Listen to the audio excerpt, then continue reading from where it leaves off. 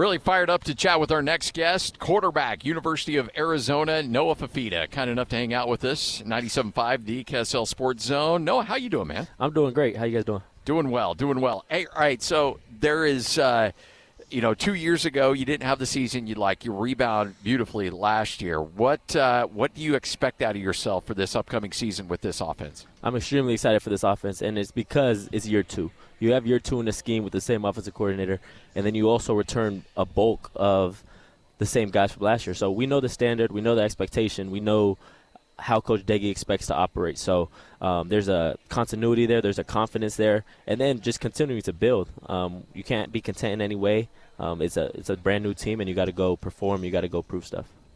Well, you're a proven commodity, and I know when Jed Fisher's there, and then he takes off to Washington, a big hubbub there in Tucson. I'm a Phoenix guy, I'm aware of that, and you chose to stay. And then I wonder, this past season, you had a big-time season, which didn't surprise me at all because I believe in your talent.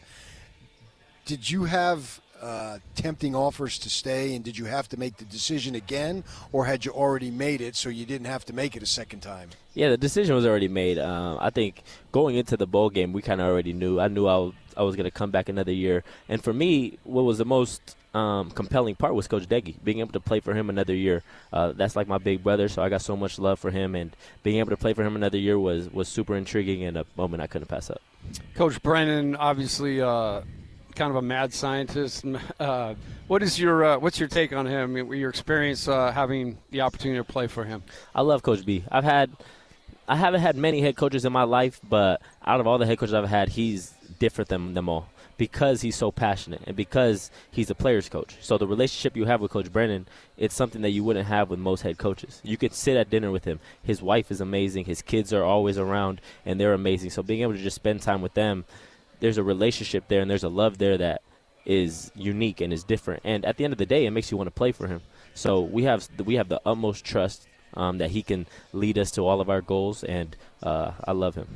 I was telling you during the break, I admire the heck out of you because and not disrespecting anybody who decides that it's best in their interest and their family's interest to go to a different school. I might do the same if I were in their shoes. But to say, this is where I want to be, this is where I want to establish a legacy, because a lot of these guys that move around, they're not going to be able to have, the pictures hanging of them that they can bring their kids to and show, like, yeah, this is where your old man played. This is where he spent his entire college career. How much did that factor into your decision to make this part of your long-term goals? That was definitely a thought, being able to create a legacy, being able to be in one place. And I love Tucson, and Tucson's accepted me. Tucson's shown so much respect to my family, so I'm forever grateful for it. But it was more so the people, being able to come back for Coach Brennan, being able to have these relationships with your team and believing in the vision that our coaches have and believing in the personnel that we have, that we can go do something.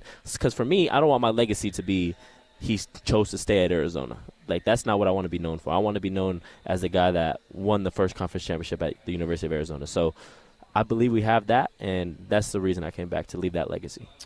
How much of a chip do you play, excuse me, Tim, do you play with a chip on your shoulder because you're too small, you're too this, you're too that? You remind me of the college version of Jalen Brunson with the Knicks, Oh, he couldn't do this, he couldn't do that, he's too small, blah, blah, blah.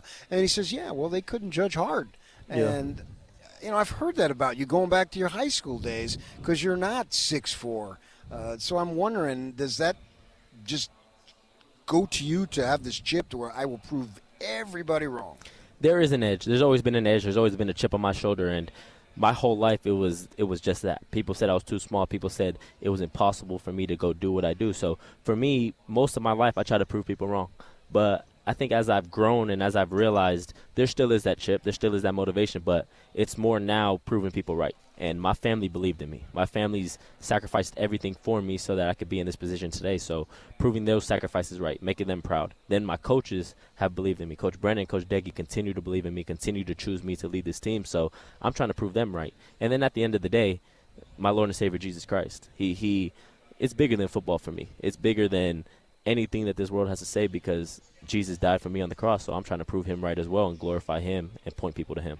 You've talked about Coach Deggy a couple times being your guy. What makes him great? I could go on and on about him and what makes him great. You talk about the mentality, the confidence that he instills in his offense, and the confidence he has in himself. It's contagious. It makes you believe in yourself. It makes you believe that you're the best player on the field at each and every single time. His scheme is second to none. I think his pass game is the best I've ever been around because he played the quarterback position at the high level.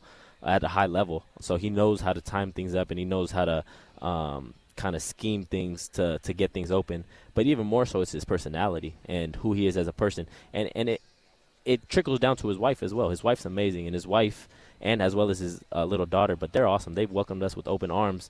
But you talk about the sacrifices these coaches are making and the time that they put in for us. The wives are making the same sacrifice because at the end of the day, they're the ones taking care of the kids at home. They're the ones that are allowing their husbands to spend all this time with us to prepare because Coach Deggy sleeps in the office. So his wife's a superstar, being able to hold it down so that Coach Deggy can give all his time and attention to us. Family always been this important to you? Not only Always. yours, but appreciating what other families are going through? Always. Family, that's the biggest virtue in my life outside of faith. It goes faith and family. But my grandparents are my heroes. Speaking of family, you've got the second game of the season is against the Provo or BYU Cougars in Provo. And I remember last year you telling us that you got some family in Utah. Yes, sir. So how's that game going to be? Because I would imagine they'd be hitting you up for ticks to be able – that's a huge conference game right off the bat, man. Second week, you jump right into it. Yeah, we love it. I couldn't ask for it any other way. You know, there's going to be a great challenge. It's going to be a great opportunity. I do have a lot of family in Utah, so it's going to be a crazy show. But you know, Provo gets rowdy. You know, BYU is going to be a good football team. So we're up for the challenge. You like those big games early in a season? I do, and especially BYU. I got a bad taste in my mouth still to this day from last year. So looking forward to going that game and went getting rid of overtime, it. didn't it? Double, yes, sir. Yeah, double. Yeah. That was a crazy game. Bad taste. I heard it here. Yeah, and the Cougars were fortunate to come out with a victory on that one for sure. Yeah, they earned it though. They did. Played well. Well, we appreciate you coming by. Good luck this season. Again, love your story. Love everything about your game. Go get it done, and we'll talk to you down the line. Thank you guys so much. Appreciate it. Noah Fifita, quarterback, Arizona, right here on 97.5, the KSL Sports Zone.